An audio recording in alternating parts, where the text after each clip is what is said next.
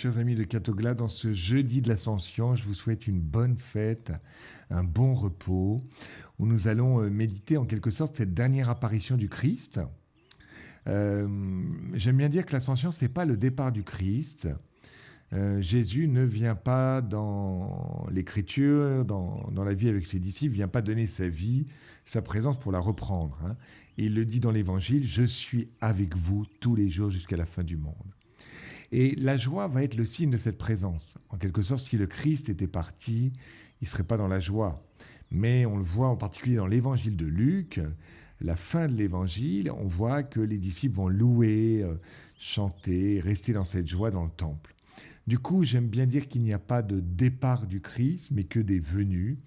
La venue du Christ dans la chair à Noël, la venue dans la gloire à la fin des temps, et la venue dans la foi aujourd'hui. Le Christ ne cesse de venir aujourd'hui dans ma vie, et aujourd'hui à l'ascension, il vient d'une manière particulière dans son corps qui est l'Église, au point que Matthieu ne parle même pas de l'ascension, mais montre la présence du Christ dans le mandat, dans la parole des disciples. Tout se passe comme si l'assurance que Jésus donne de sa présence aux côtés des apôtres avait comme occulté sa disparition physique. Vous voyez, Jésus dit dans l'Évangile cette parole forte, tout pouvoir m'a été donné au ciel sur la terre, allez de toutes les nations, faites des disciples, baptisez-les au nom du Père et du Fils et du Saint-Esprit, et moi je suis avec vous tous les jours jusqu'à la fin du monde. Il y a comme un départ, vous voyez, physique du Christ, même avec son corps glorieux, mais tous les textes, et en particulier la deuxième lecture, nous disent, mais attendez, le Christ demeure physiquement, autrement dans son Église.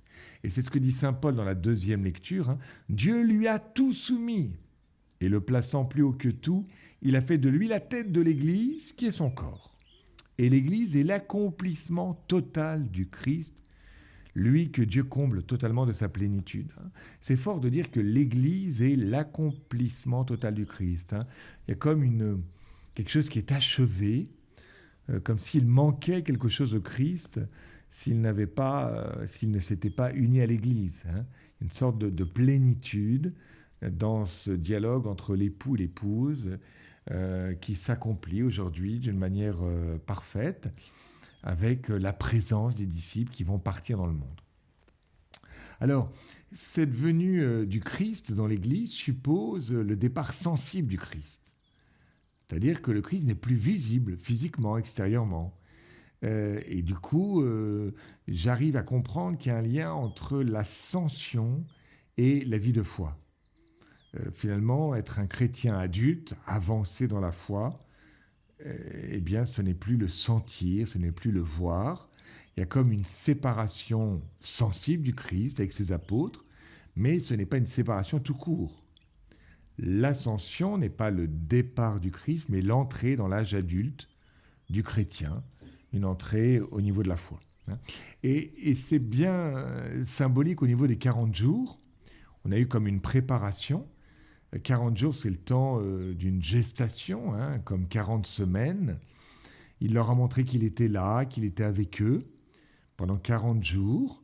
Vous allez à la pêche, je suis là. Vous allez en direction d'Emmaüs, eh bien, je suis sur votre route.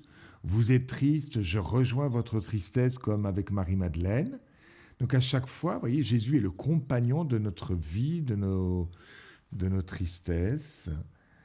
En même temps, on n'a pas reconnu le Christ. On le prend pour un jardinier, pour l'habitant, le seul habitant de Jérusalem qui ignore les événements qui se sont passés. Et à ce moment-là, Jésus, pendant ces 40 jours, va nous permettre de faire mémoire. Il va parler à Marie, il lui dit « Mais Marie », avec ce mot magnifique, qui va renvoyer cette femme à son passé. Il va rompre le pain, qui va renvoyer les disciples à l'événement de la fraction du pain, etc. Donc à chaque apparition, eh bien, il y a comme quelque chose qui se produit pour que le disciple prenne conscience que Jésus est vivant, même s'il n'est pas physiquement devant lui. Je suis vivant, je suis à vos côtés, j'apparais, je disparais, je suis là. Et l'ascension, c'est comme cette dernière apparition où maintenant, il nous faut vivre 2 fois. J'aime bien les disciples d'Emmaüs parce que, en fait, dans cet épisode, eh bien, le Christ explique aux disciples les Écritures et on n'a aucune explication dans l'Évangile, dans la fin de Saint Luc, comme si on voulait nous dire, mais attendez, cette explication, vous l'aurez dans l'Église. Hein. Penchez-vous sur l'Église, écoutez les actes des apôtres, qui eux vont reprendre les Écritures et les expliquer. Et puis, au-delà des actes des apôtres, eh bien, aimez l'Église, c'est elle qui va vous donner la connaissance des Écritures. Hein. Le Christ n'a rien écrit. Par contre, il a consacré 12 apôtres qui sont sa présence. Et moi, je suis avec vous tous les jours jusqu'à la fin du monde. Hein. Puissions-nous, vraiment, en ce jour de l'Ascension, nous prendre conscience de la présence du Christ au milieu de nous dans son Église, pas simplement à travers le prêtre ou le pape, les évêques, mais aussi à travers chacun d'entre nous. Hein. Alors, peut-être deux pistes de réflexion. La première piste, c'est au niveau psychologique. Hein. Est-ce que j'accepte, vous voyez, de dépasser mon passé c'est-à-dire, souvent, on peut être des êtres du passé. Vous voyez, imaginez les disciples qui ont aimé le Christ, qui l'ont connu d'une certaine manière. C'est exactement ce qui se passe chez Marie, hein, Marie-Madeleine. Elle est très retournée vers le passé. Mais donnez-moi ce Seigneur, donnez-moi mon Seigneur, que je puisse prendre ce corps, le vénérer. Et Jésus va lui dire... eh bien, c'est autrement que tu vas le découvrir. Tu vas le découvrir dans l'Église maintenant. Va trouver mes frères. Hein. Eh bien, l'ascension, c'est un peu ce qu'a vécu Marie-Madeleine, mais pour les apôtres, cette fois-ci, où le corps disparaît. Et donc, est-ce que j'accepte, vous voyez, moi-même aussi au niveau humain, à sortir d'un certain nombre de consolations que j'ai connues. Ça peut être spirituel, mais ça peut être humain aussi. Hein. Ah ben tiens, à telle époque, j'étais capable de faire ça, maintenant je ne peux plus, et j'en reste à mon passé. Ah, j'étais marié, et puis maintenant il y a une rupture dans mon couple, et je ne serai plus jamais heureuse. Quel dommage, plus jamais heureux. Vous voyez, beaucoup de gens se fixent dans leur passé, où je deviens veuve.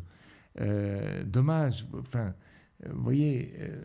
le départ de quelqu'un, la douleur, l'épreuve, la disparition, le changement ne doit pas nous conduire à la désolation, mais à la confiance, où Dieu, parce qu'il chemine sur ma route, va me donner autrement sa présence.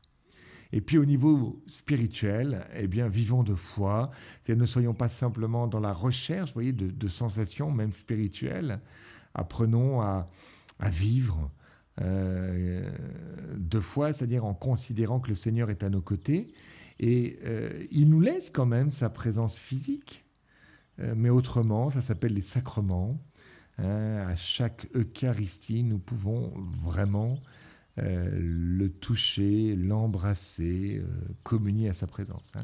Tous les miracles eucharistiques qu'on connaît sont là pour nous rappeler que le Christ est au milieu de nous, il est dans notre monde.